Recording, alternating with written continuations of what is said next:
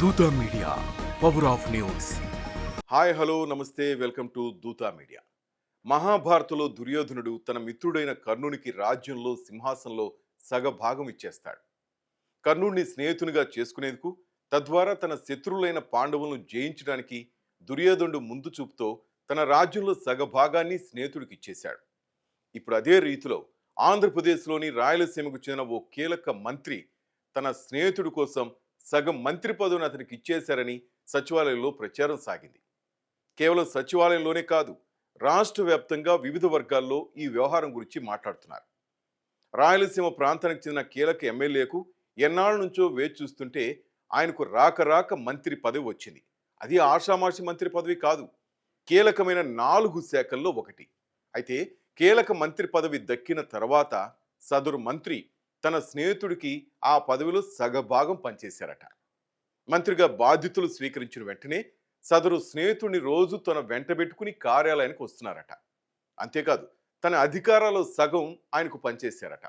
అధికారుల బదిలీల్లో, ముఖ్యమైన సమీక్షా సమావేశాల్లో, అధికారుల రివ్యూల్లోనూ సదరు స్నేహితుడు సాయిబాబా మంత్రి పక్కనే ఉంటారట. వివిధ శాఖలకు చెందిన అధికారులకు ఫోన్ చేసి ఆ పని చేయి, ఈ పని చేయి అంటూ హుంకరిస్తారంట ఆయన. ఒకప్పుడు ఈ సాయిబాబా 20 సూత్రాల కమిటీ చైర్మన్గా కూడా పనిచేశాడట. అప్పుడంటే ఆయనకు పదవి ఉంది, అధికారం ఉంది. ఇప్పుడు అసలు ఈయనకి ఉన్న అధికారాలు ఏమిటి, ఈయనకు తామెందుకు సమాధానం చెప్పాలి, తామెందుకు పనులు చేసి పెట్టాలని సదరు ఉన్నతాధికారులు నివ్వెరపోతున్నారట. పైగా పలానా వారిపై దాడులు చేయండి, వారి నుంచి ఇంత సొమ్ములు వసూలు చేయండి అంటూ, ఇంత టార్గెట్ అంటూ వారిపై అజమాయిషి చేస్తున్నారట. అసలు మంత్రి తమనేమి అంటం లేదని, కానీ ఆయన స్నేహితుడు మాత్రం తమపై ఎక్కడా లేని పెత్తనం చేస్తున్నారని అధికారులు వాపోతున్నారు. అధికారిక సమావేశాల్లోనూ ఇతర సమీక్షల్లోనూ ఆయన హడావుడే ఉంటుందట. సదరు స్నేహితుడిని శాఖకు సంబంధించిన కీలకమైన సమావేశాలకు తీసుకెళ్లాలని, చివరకు న్యూఢిల్లీలో జరిగే సమావేశాలకు ఆయన తీసుకెళ్లాలట.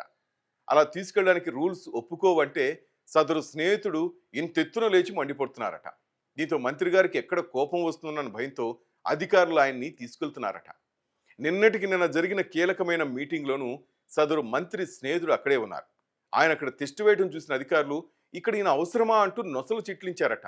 అయితే తమ మంత్రి ఆయనకు సగభాగం రాసిచ్చారు కనుక ఆయన అక్కడే ఉంటారని మరికొందరు బదులిచ్చారట.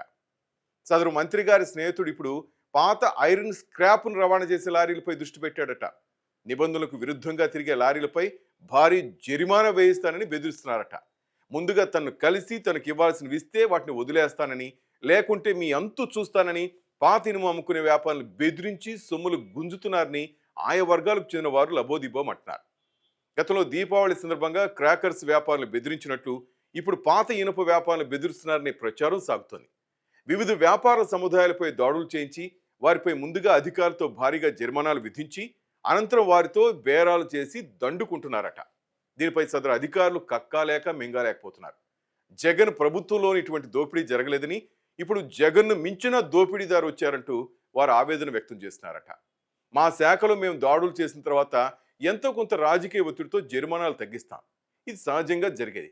కానీ ఇప్పుడు ముందుగా ఎవరిపై దాడులు చేయాలో, ఎవరికెంత జరిమానా విధించాలో సదరు మంత్రి గారి స్నేహితుడే నిర్దేశిస్తున్నారని ఆ శాఖ చెందిన అధికారులే చెప్తున్నారు. కూటమి ప్రభుత్వానికి ఇది ఎంత తలవంపులో చూడండి. పైగా తమలో ఎవరికైనా బదిలీ కావాలంటే తనతో సంప్రదించాలని కూడా ఆయన సెలవిస్తున్నాడట. మొత్తం మీద ఈ సగం మంత్రి గారి వ్యవహారం పార్టీ పెద్దలకు, సీఎంఓకు, చివరికి పెద్ద ఆయన చంద్రబాబు దగ్గరికి చేరింది. దీనిపై ముఖ్యమంత్రి చంద్రబాబు నాయుడు గారు సీరియస్ అయ్యారు. ఆ మంత్రి గారిని నిన్న పిలిచి నీ పేషీలో వ్యవహారం సరిగా లేదు, మార్చుకుంటే బాగుంటుంది అంటూ తనదైన శైలిలో వార్నింగ్ ఇచ్చేసరికి సదరు మంత్రి తలదించుకున్నారట. అసెంబ్లీలో నువ్వు కూర్చునేది ఉప ముఖ్యమంత్రి పక్కన, గుర్తుపెట్టుకో, నీ పద్ధతి మార్చుకో, ప్రభుత్వానికి తలవంపులు తేవద్దంటూ గట్టిగానే వార్నింగ్ ఇచ్చారట. సార్ చూద్దాం సదరు మంత్రి తన తీరు మార్చుకుంటారా లేదా అన్నది. హాయ్, నేను మీ RP Patnaik. Please subscribe to Dhoota media. For more updates please subscribe Dhoota media.